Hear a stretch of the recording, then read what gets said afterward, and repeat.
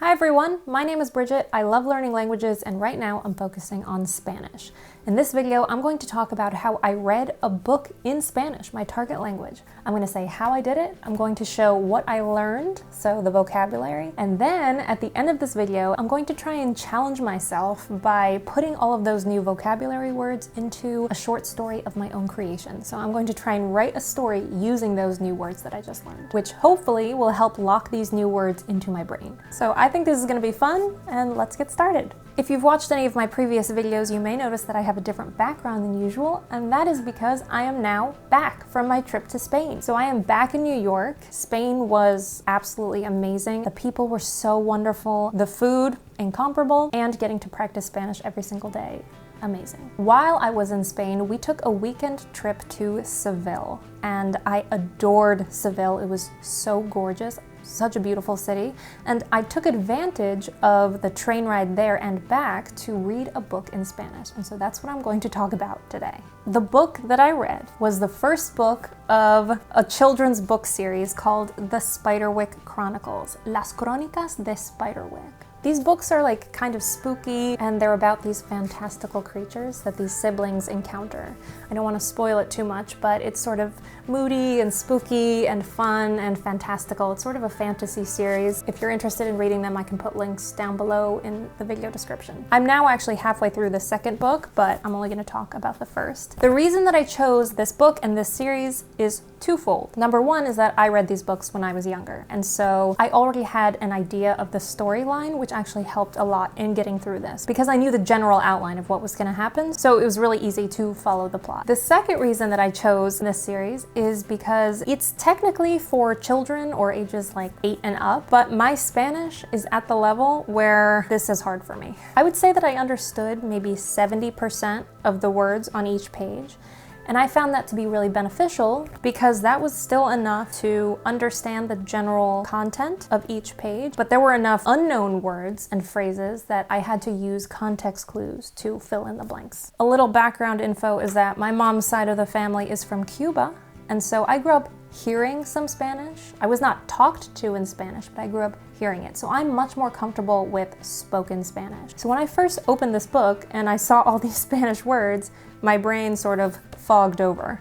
It was so hard to make the words on the page make sense to my brain. If you are learning a language and you are in the same boat where you're trying to start reading in that target language, I can tell you that it gets way easier. Maybe a chapter in, it started to flow more and more, and then by the end I was just reading it like I would English. Again, I wasn't understanding every word, but I was seeing the characters in my mind. So if reading Spanish is not your strong suit, just keep with it. An important point I want to make is that I did not write down every single word that I did not know in this book because there were so many. There is a time and a place for every word. You don't have to learn every single word the second you see it. The words that I did choose to write down are ones that I saw a lot, so I knew they would be important, or words or phrases that felt crucial to the action of that scene. So I'm going to go as quickly as I can through these vocab words. Keep in mind that every single one of these is going to have to be part of the story that I write later. Las criaturas fantásticas. Fantastical creatures. I encountered a very long phrase that I had no understanding of. No sabíamos lo importante que resultaría ser ese vínculo, ni que se vería puesto a prueba. But it means we didn't know how important that bond would turn out to be or that it would be tested. Firmar ejemplares. Sign copies. En un murmullo. In a whisper. Enseguida. This is a word I encountered all throughout Spain. Enseguida. It means immediately or right away. Atado con un lazo rojo. Tied with a red bow. Los cuentos de hadas. Fairy tales. Un mundo que nos rodea, a world that surrounds us. De hecho, in fact, or indeed. Like, in fact, de hecho, domador de leones, lion tamer. Esgrimista olímpica, Olympic fencer. Entornó los ojos, squinted his or her eyes. Borrosa or borroso, blurred, blurry. El tejado, the roof. I thought the roof was el techo. Verja de hierro, hierro, iron gate or railing. Erizos, hedgehogs. Embobado, spellbound or dumbfounded. Desgastada por el tiempo, worn by time. Sujeto con un grueso clavo, fastened with a thick nail. Girar, which I think is a basic verb, but clearly I don't know it, to turn. Roñosa, rusty, roñoso. Varias grietas, several cracks. No sé qué habríamos hecho. I don't know what we would have done. That is a construction that I need to study more. No sé qué habríamos hecho, what we would have done. Se mete en líos, gets into trouble. Una chiflada, is this an insulting word? I don't know, but Google says it's a nutcase. So a crazy person? I hope it's not a curse word. Un enanito, a dwarf. Mascotas, again, this is another common word, but for some reason it feels weird to me. Like I grew up my entire life never hearing this word. Pets, it means pets. Cats and dogs, pets. Soltar, the verb soltar, means to let go. Avanzó un paso hacia, took a step towards. Una ardilla, quiere decir squirrel. Con el ceño fruncido, with a frown. Por culpa de las goteras. Por culpa de means due to, because of. Las goteras is the leaks. Lagartijas, lizards. Se incorporó en la cama con un respingo. Sat up in bed with a gasp. Bajó de la cama tan deprisa. Got out of bed so fast. Buenos reflejos, good reflexes. Relleno de jirones de tela. Stuffed with bits of fabric. Sacudir, to shake. Sujetar, sujetar means to hold or fasten. Los enanos, the dwarves, I think I said that one already. Duendes, elves, so you can see how this is about las criaturas fantásticas. Negando con la cabeza, shaking his or her head. Un nudo is a knot. ¿Quién ha sido? No he sido yo. Who was it? It wasn't me. Una pista, a clue. El baúl, a trunk or a chest. Un compartimento oculto, a hidden compartment. This one was more the construction. Al no encontrar nada, continuó, or al abrir el libro, vio que, So like al, and then the infinitive. Hadas en el jardín, fairies in the garden. Ni siquiera means not even, ni siquiera. Asentir, or él asintió, means nod. Huellas, footprints. Jared no supo qué contestar. No supo qué contestar. He didn't know what to answer. He didn't know what to say. No supo. I don't often use that construction, so I need to get better with it. In my head, I always say sabía instead of supo. Él no sabía, but it could also be él no supo. It just depends on the context. So those are the words that I learned from book 1 of the Spiderwick Chronicles. Due to the nature of the plot of these books, the words are pretty weird and I'm probably not going to use them that often in real life. But it's a subject I like. I like spooky things. I like weird things. I'm very happy I now know how to say fairies and elves and hidden compartments and things like that. So here are all the words, and somehow I am going to write a story using every single one of these. I have no idea what I'm going to write. So let's just jump ahead now to when I've actually written this story. Hello again. It is hours later. This took me forever, and it's probably the most ridiculous story that's ever been written, but I had to get all of the words in.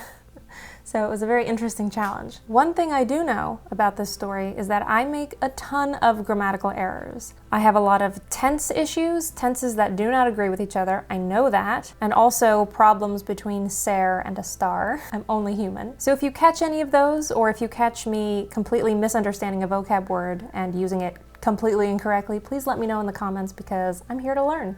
So without any further ado, here is the story. ¿Creen ustedes en las criaturas fantásticas? Pues yo sí, y voy a explicarles a ustedes por qué. Lo que voy a contar es la verdad. De hecho, firmaría ejemplares de este cuento porque no he cambiado ningún detalle de lo que ha pasado a mí. Todo empezó hace 2 días cuando estaba en cama tratando de dormir. Estaba soñando un poco, no sé de qué, que yo era domador de leones o esgrimista olímpica. Bueno, yo estaba durmiendo cuando de repente oí un sonido que me despertó. Pensé que era una de mis mascotas porque tengo un erizo y 2 perritos y siempre se meten en líos, pero no han sido ellos. Me incorporé en la cama con un respingo y con el ceño fruncido, yo dije en un murmullo, ¿hay alguien aquí?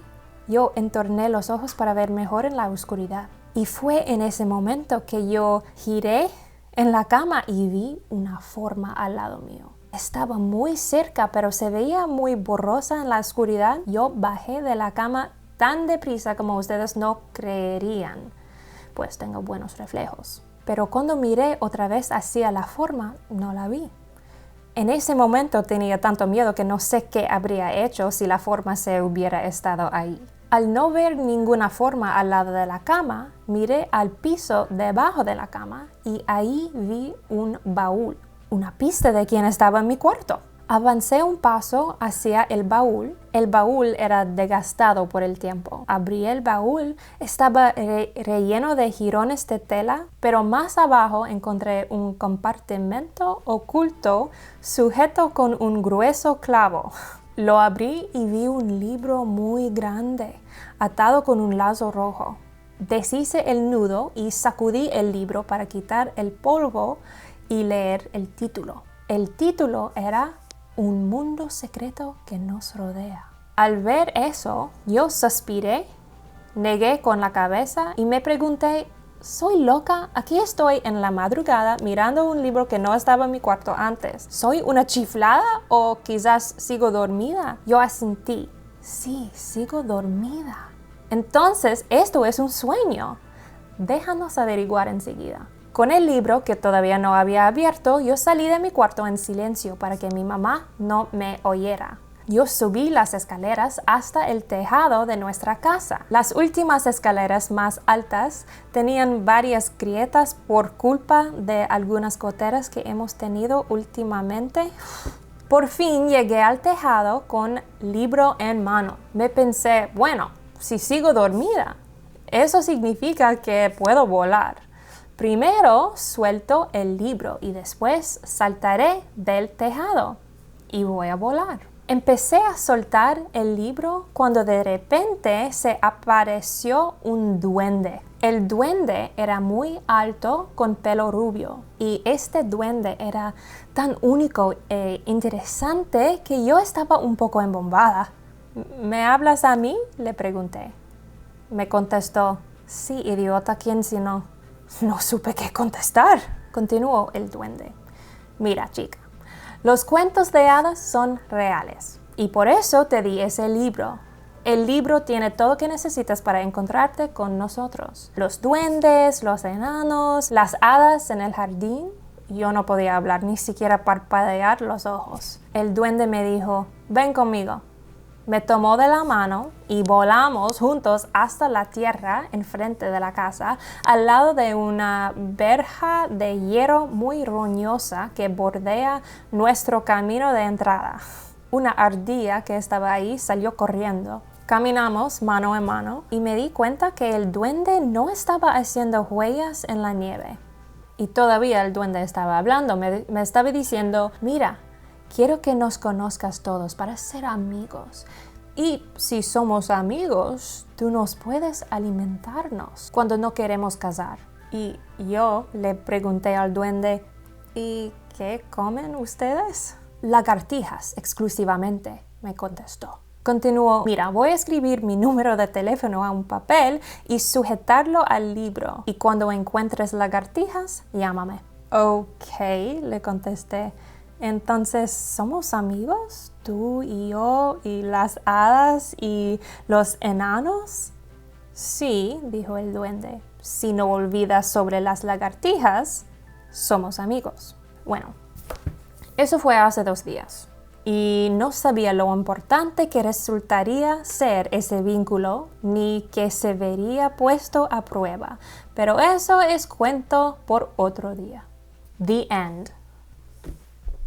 I feel like I've just said 100 tongue twisters in a row. I hope you enjoyed that wonderful story about the elves that eat lizards. This has been really good practice for me. It took a lot of work to figure out how to utilize the different words. I don't even know if I got them right, so please, again, let me know in the comments if I messed up drastically in this story and a word that I'm using does not mean what I think it means. But in general, I think this was, again, great practice and I had a lot of fun. I hope you guys enjoyed this. Please consider subscribing if you haven't already. It really helps my channel to grow. If you're interested in history and the unusual, I have a different YouTube channel all about that. It's linked on my channel homepage. And yeah, thanks again for watching, and I will see you in my next video.